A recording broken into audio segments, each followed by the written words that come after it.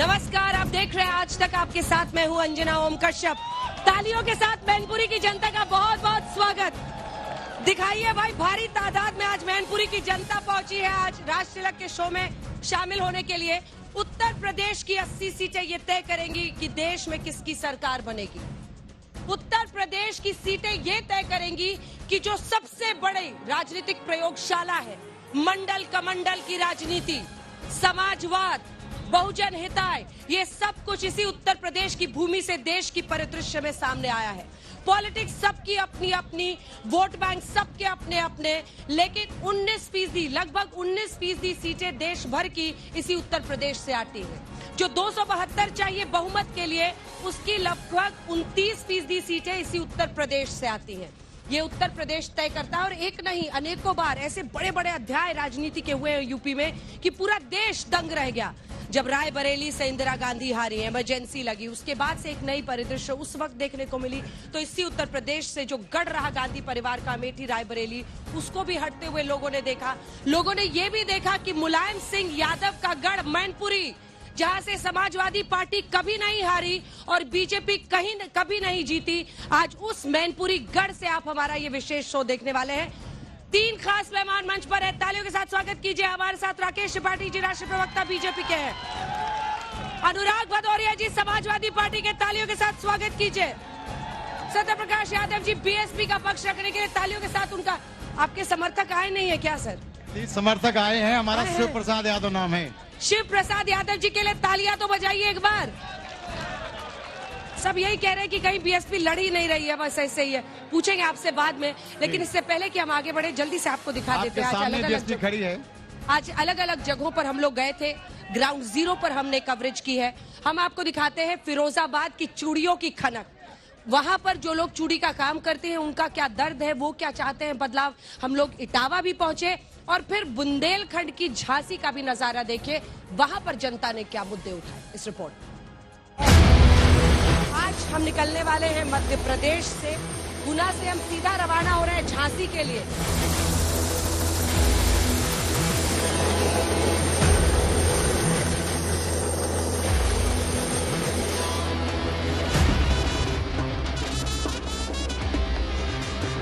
तो हम पहुंच गए हैं बुंदेलखंड की झांसी। तालियों के साथ बुंदेलखंड वासियों का बहुत बहुत स्वागत। और झांसी की रानी के स्वरूप में हमारे साथ यहाँ पर जुड़ रही है। यहाँ हर लड़की में झांसी वीरांगना होती है। ठाकुर जी से निवेदन कर रहे थे कि आप जैसे पत्रकार हमारे झांसी में आए। मैम, मेरे हिसाब से मोदी जी जो भी कर रहे हैं सही कर रहे हैं और हमारे हिसाब से उन्हें वोट देना सही। आज 1 लाख लोग बेघर होने जा रहे हैं कि उन 1 लाख लोगों की पुकार बनकर आप झांसी में आए। मोदी जी को ही वोट मिलना ही चाहिए। मोदी जी के साथ हम सब हैं। हम मोदी के लिए जी जान से हाजिर हैं। झांसी को छला जा रहा, कोई भी विकास का कार्य नहीं किया। जो सांसद चुप रहे लोकसभा में, उन्हें हरा दो। 2000 का नोट छापा हुआ 7 साल नहीं चला पाए, वो क्या देश चलाएंगे? योगी मोदी जिंदाबाद। रोजगार पर अपना विशेष ध्यान दें। न भूख न भ्रष्टाचार, हमने दी अच्छी सरकार। झांसी में इतना ही।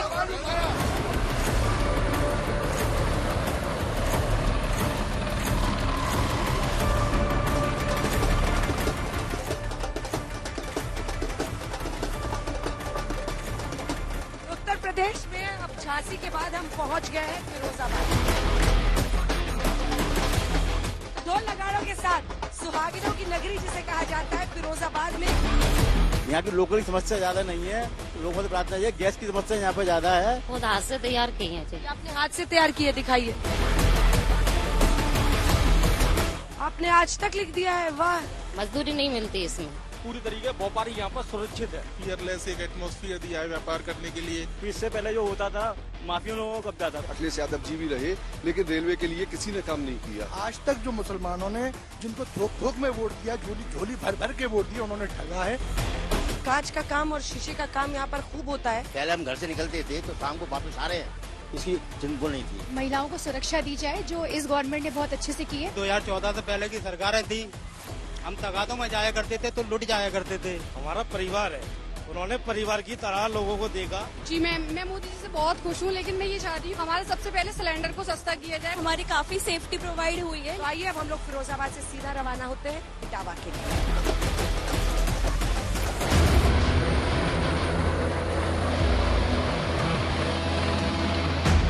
तो उत्तर प्रदेश में हम पहुंच गए फिरोजाबाद से इटावा। बैंड बाजा चुनाव में आपका स्वागत है। ये इटावा है। तालियों के साथ आप सभी का बहुत बहुत अभिनंदन। अभी पेपर लीक्स बहुत ज्यादा हो रहे हैं। सरकार बेरोजगारी तो खत्म नहीं कर सकती, जैसे हमारी 150 करोड़ जनसंख्या है। इनसिक्योर फील करती थी महिला अपने आप को, लड़कियां कोचिंग जाती थी, तो वो सब यहाँ पे हुआ है। मैं ये चाहता हूँ कि जो सरकार है वो गुरुकुल शिक्षा पर बहुत ध्यान दे। नई पेंशन लागू हुई है, ये हम लोगों के लिए बहुत खतरनाक है, अच्छी नहीं है। बेरोजगारी बहुत ही उत्तर प्रदेश में है। भारतीय जनता पार्टी बैकफुट पे जा रही है, समाजवादी पार्टी सरकार बनाने वाली। इसी इटावा जिला में 6 बजे के बाद कोई भी महिला झोला टांग के सब्जी लेने नहीं जा पाती थी। मैडम जी मैनपुरी और कन्नौज भी जीत रहे हैं, पूरे 80 की 80 सीटें जीत रहे हैं। अब की बार अगर सरकार में आए तो पेट्रोल 400 के पार। मैडम रावतपुरी में राज तिलक तो श्री राम का ही हो। हिंदू मुसलमान मंदिर मस्जिद में चुनाव नहीं होगा। आज देश विकास चाह रहा है। अब यहाँ से हम लोग सीधा रवाना होंगे मैनपुरी के लिए।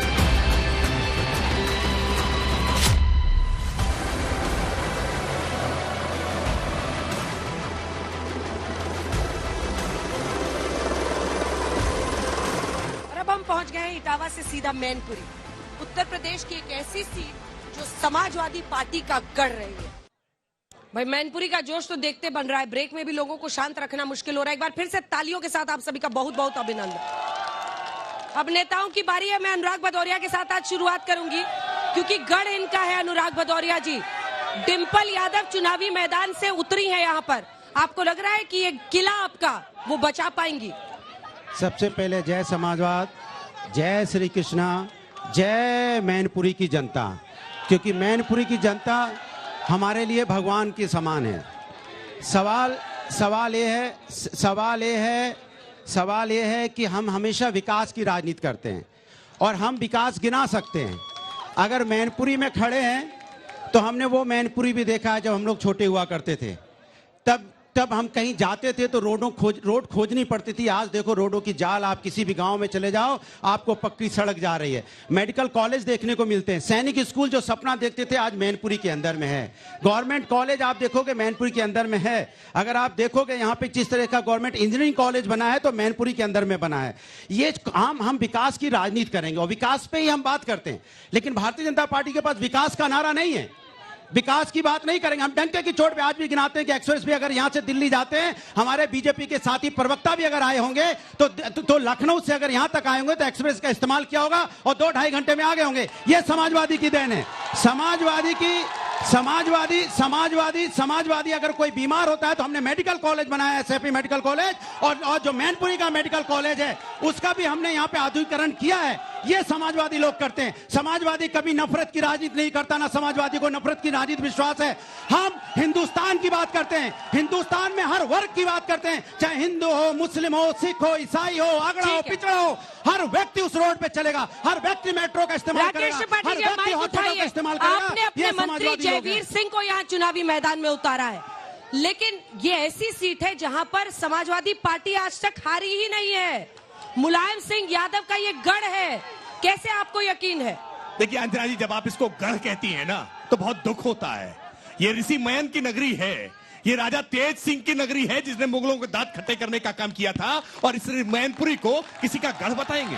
अरे गढ़ तो हमने एक एक करके ध्वस्त करने का काम किया है। हमने गढ़ गिराया इनका फिरोजाबाद का भी, हमने गढ़ ढाया इनका कन्नौज का भी, हमने गढ़ ढाया इनका रामपुर का भी, हमने गढ़ ढाया इनका आजमगढ़ का भी, और हम गढ़ गिराएंगे इस बार मैनपुरी का भी। ये सारे गढ़ वाले लोग, वास्तविकता में सच बात यह है कि गढ़ और किले की राजनीति करने वाले लोग केवल परिवार की राजनीति करते हैं। सच बात यह है कि फिरोजाबाद से भाई को लड़ाएंगे, बदायूं से भाई को लड़ाएंगे, आजमगढ़ से भाई को लड़ाएंगे, स्वयं अखिलेश यादव जी चुनाव लड़ने चले आएंगे और पत्नी डिंपल यादव को यहां चुनाव लड़ाएंगे। सारे भाई चुनाव लड़ेंगे। ये सपाई के हाथ मलते रहेंगे, ये समाजवादी पार्टी के नेता क्या जिंदाबाद नारे लगाने के लिए है? आज उत्तर प्रदेश का यादव पूछ रहा है, ये मैनपुरी के यादव समाज पूछ रहा है कि 5 के 5 यादव पूरे के पूरे सैफई कुनबे के, क्या मैनपुरी के यादवों ने कोई गुनाह किया है कि उनको टिकट नहीं मिल सकता? क्या उत्तर प्रदेश में कोई यादव नहीं मिला इन्हें कि उनको टिकट दे पाए? ये एक जाति की राजनीति करते करते एक परिवार तक आकर के सीमित हो गए, और जब से अखिलेश जी ने कमान संभाली है तब से तो पार्टी का बंटाधार कर दिया। 2014 का चुनाव हारे, 2017 का चुनाव हारे, 2019 का चुनाव हारे, 2022 का चुनाव हारे, पंचायत के चुनाव हारे, निकाय के चुनाव हारे, उपचुनाव हारे, और बार बार चुनाव हारने के बाद ईवीएम पर दोष ठहराते हैं, ईवीएम पर ठीकरा फोड़ते हैं। सच बात यह है कि आपकी नीतियां इस तरह की हैं, मजहबी तुष्टीकरण करने का काम करते हैं। जाति और जमात की राजनीति अब देश में नहीं चलेगी, देश में विकास की राजनीति चलेगी। आपने कहा कि यहां से पर्यटन मंत्री चुनाव लड़ रहे हैं, पूरी दुनिया में आज पर्यटन के नक्शे पर उत्तर प्रदेश को लाकर के दिखाने का काम किया है। दुनिया भर से पर्यटक चले आ रहे हैं, ये पर्यटन मंत्री आज उत्तर प्रदेश को विकास के मापदंड पर ऊपर लेकर जा रहे हैं। इस बार मैनपुरी पर्यटन मंत्री के साथ होगा, जयवीर सिंह जी के साथ होगा। शिव प्रसाद यादव जी, छोटा सा मैं आप ही के पास आ रही। शिव प्रसाद यादव जी, कहा जा रहा आप इसीलिए चुनावी मैदान में उतरे ताकि यहाँ पर डिंपल यादव को नुकसान पहुंचा सके, क्या बीएसपी कर क्या रही है चुनाव में समझ नहीं आ रहा? परिवार जो सैफई परिवार गाजीपुर से लेकर के गाजियाबाद तक पूरे यादवों पर बुलडोजर चला दिया है, पूरे यादवों को बर्बाद करने का काम किया है, तो हम तो निश्चित रूप से चाहेंगे कि डिंपल यादव जी हारे और शिव प्रसाद यादव यहाँ से जीते। जो समाज, वैसे तो भारतीय जनता पार्टी भी जुमलेबाज पार्टी है, और जहां तक समाजवादी पार्टी विकास की बात करती है तो समाजवादी पार्टी विकास के नाम पर नहीं पहचानी जाती, समाजवादी पार्टी हल्ला बोल के नाम से पहचानी जाती है।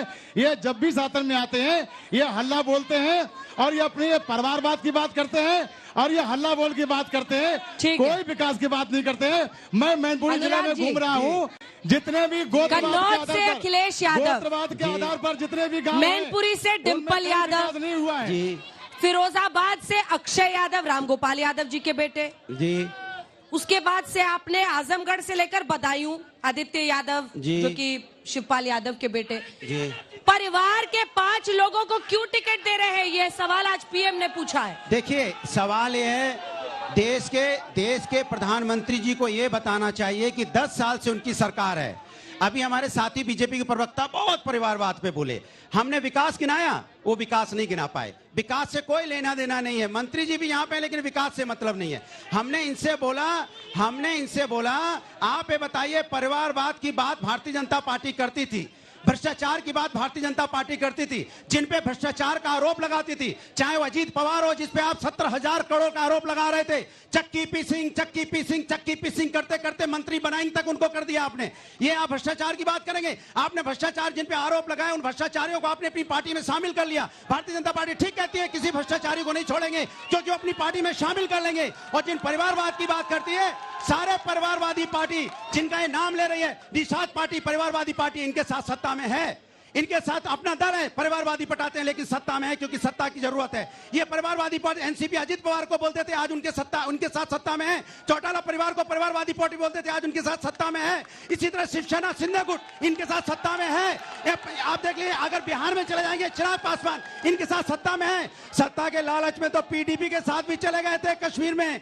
भारतीय जनता पार्टी को ना परिवारवाद से मतलब है, ना भ्रष्टाचार से मतलब है, उन्हें अगर मतलब है तो सत्ता से मतलब है। दोस्तों, उनको सिर्फ सत्ता चाहिए, किसी कीमत पे सत्ता चाहिए। आपके हमारे बीच में नफरत की आग बोनी है, उनको विकास की राजनीति नहीं करनी है। विकास का काम नहीं करना, ठीक है राकेश जी, 2 आरोप वो कह रहे हैं, नफरत की राजनीति। और बारामती से चुनाव में कौन है? सुनेत्रा पवार, अजीत पवार की पत्नी। कौन है कल्याण से? एकनाथ शिंदे के बेटे श्रीकांत शिंदे। जमुई से कौन है? चिराग पासवान के जीजाजी। आपने भी तो ऐसे ही पूरी जाल बिछा रखी है लोगों की, परिवार वालों की। आपका परिवारवाद, इनका परिवारवाद अलग कैसे? नहीं, देखिए, किसी के पुत्र या पुत्री होना अपराध नहीं है। लेकिन एक ही परिवार से 3 भाई और उसके बाद भैया और भौजाई, अरे ये कैसा चुनाव चलेगा भाई?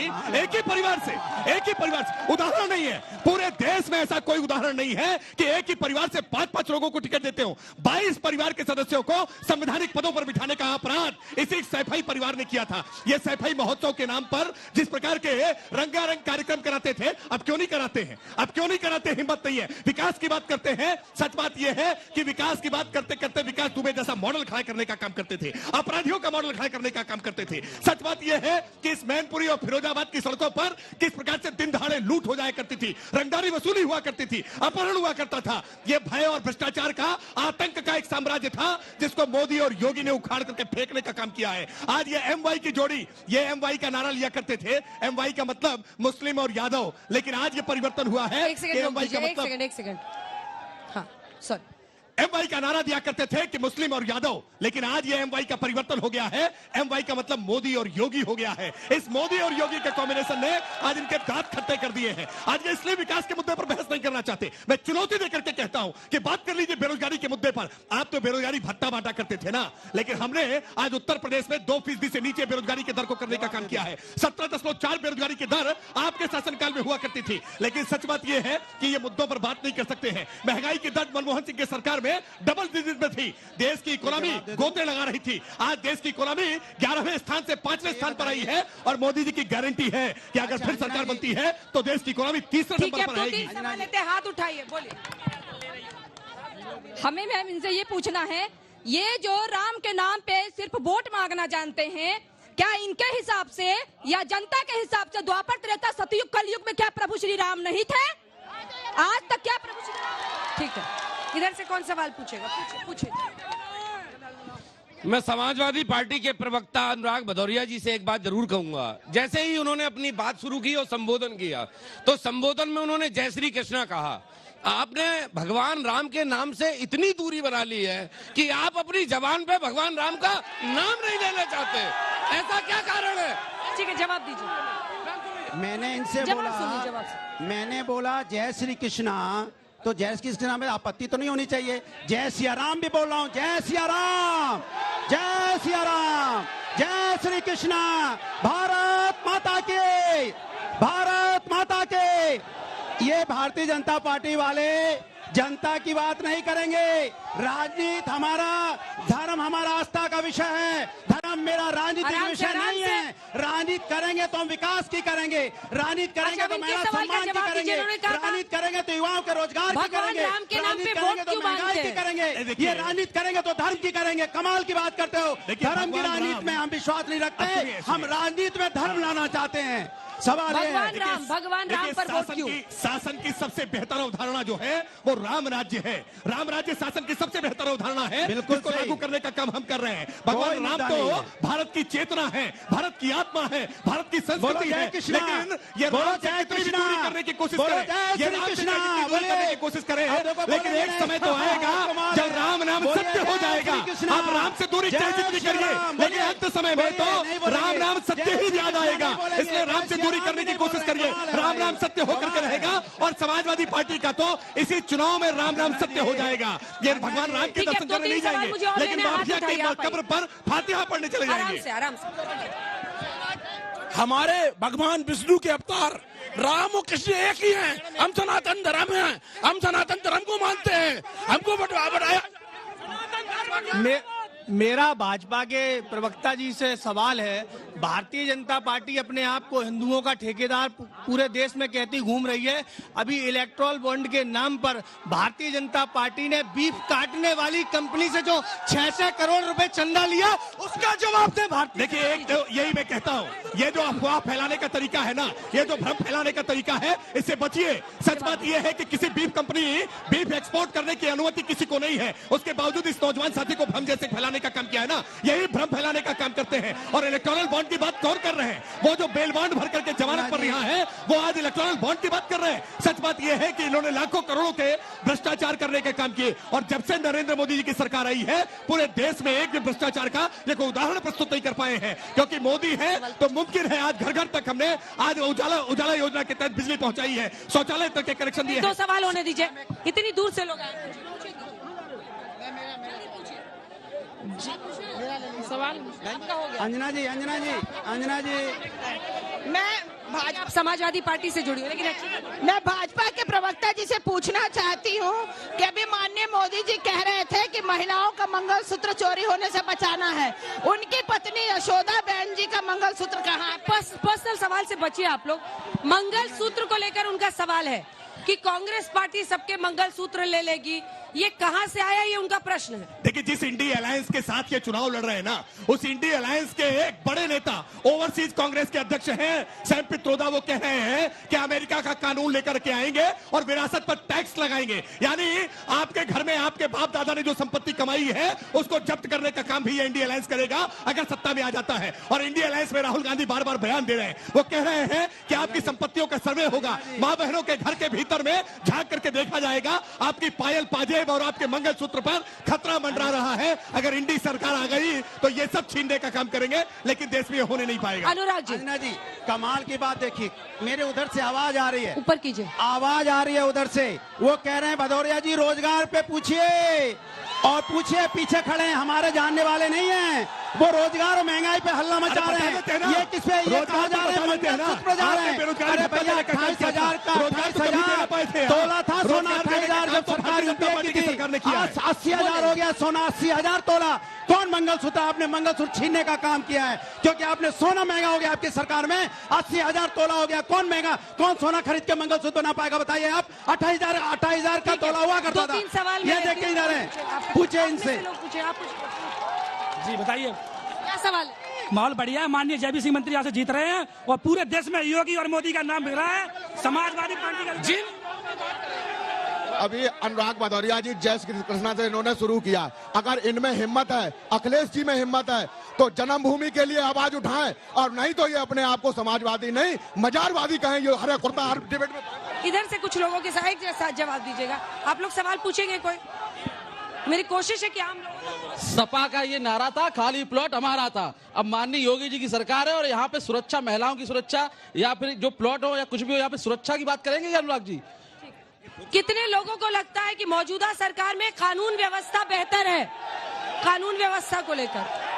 अनुराग देखिए, सवाल है, जब से मजेदार बात देखिए, इनके पास ये सरकार दरअसल में मुद्दा विहीन हो चुकी है। हम बार बार इनको विकास पे लाने की बात कर रहे हैं, महंगाई पे बात करना चाहते हैं, रोजगार पे बात करना चाहते हैं, नहीं करना है, करना ही नहीं उन मुद्दों पे। इसलिए जनता जान रही है कि मुद्दों से भाग रहे हैं। जब पहला चरण का चुनाव खत्म होने के बाद इन्हें एहसास हो गया इनकी सरकार नहीं आने वाली, क्योंकि जनता ने नकार दिया है। अब ये दोबारा से नफरत की तरफ जाना चाहते हैं, लेकिन देश लेके नहीं जाएगा। देश इनको वापस इनके घर भेजने वाला है, क्योंकि इन्होंने कोई काम इस देश की और जनता के लिए नहीं किया है, और न ये बोलना चाहते हैं, न जनता के बारे में बात करना चाहते हैं। आज भी मैं पूछता हूँ, मैनपुरी में क्या विकास हुआ गिनाए? मैनपुरी में सरकार ने 7 साल में क्या विकास किया गिनाए? एक करके गिना देता हूँ, गिनाइए। कागज कलम निकाल लीजिए, बहुत सारा लेकर आए हैं, नोट करिए। आज 17,000 लोगों के उज्ज्वला कनेक्शन देने का काम भारतीय जनता पार्टी की सरकार ने किया है। आज 17,000 महिलाओं को आवास देने का काम भारतीय जनता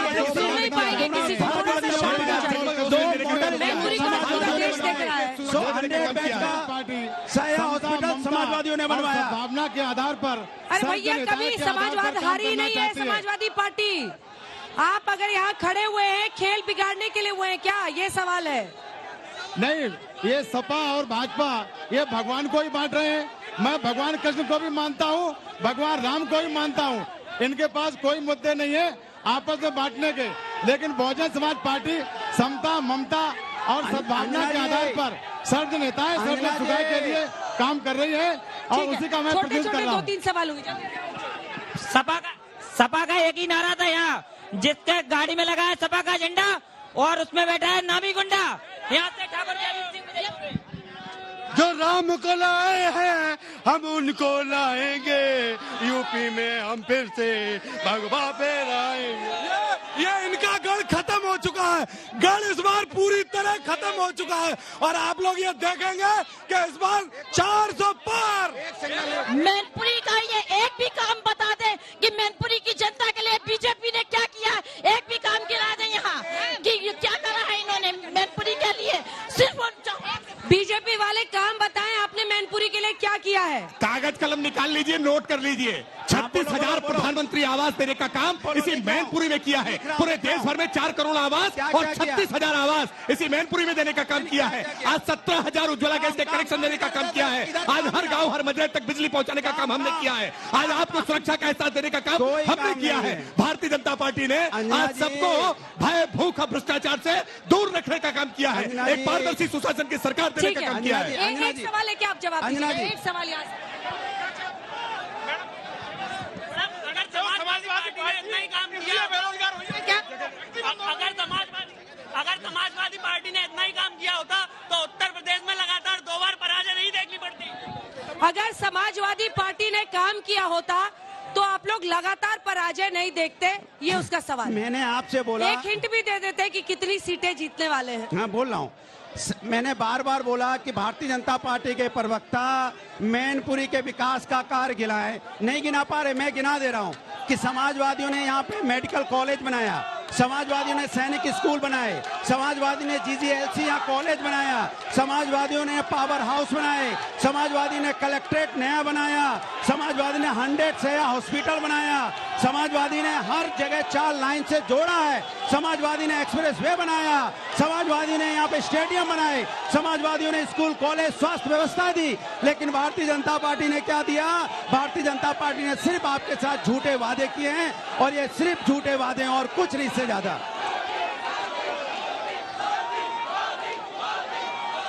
देखिए 2014 के चुनाव में समाजवादी पार्टी केवल 5 सीट जीत करके आई थी। 5 सीट यानी मारुति कार में बिठाने लायक जीत थी। 2019 के चुनाव में 3 सीटें जीत पाए, यानी रिक्शा पर बैठने लायक। और 2024 के चुनाव में की लड़ाई है, पैडल मारने लायक भी कोई आदमी नहीं मैनपुरी की लड़ाई है। थोड़ा आराम से मैनपुरी की लड़ाई है, चरम पर है। आज का लकी नंबर है 14, 14, 1, 4, जरूर नोट करके रख लीजिए। तालियों के साथ आप सभी का बहुत बहुत अभिनंदन। आज तक पर जुड़ने के लिए आप सभी का बहुत धन्यवाद। मैनपुरी से हमारा कारवां निकलेगा, कल हम पहुंचेंगे कन्नौज, बदायूं, और उसके बाद हम सीधा उन्नाव, माफ कीजिएगा, और उन्नाव के बाद हम सीधा पहुंचेंगे कानपुर। कानपुर की जनता दागेगी सवाल और वहां पर लोग देंगे जवाब। एक बार फिर से ये जोश दिखा दीजिए भाई मैनपुरी का। मैनपुरी की जनता पूरे जोश के साथ, और यहाँ पर भी जो महिलाएं थे, आइए इनको देखिए, बहुत जोश यहाँ पर महिलाओं में है चुनाव को लेकर। लेकिन यहाँ पर डिंपल यादव की किस्मत जागेगी या जयवीर सिंह की या बीएसपी के जो उम्मीदवार आए हैं उनकी, ये देखने का इंतजार करना है।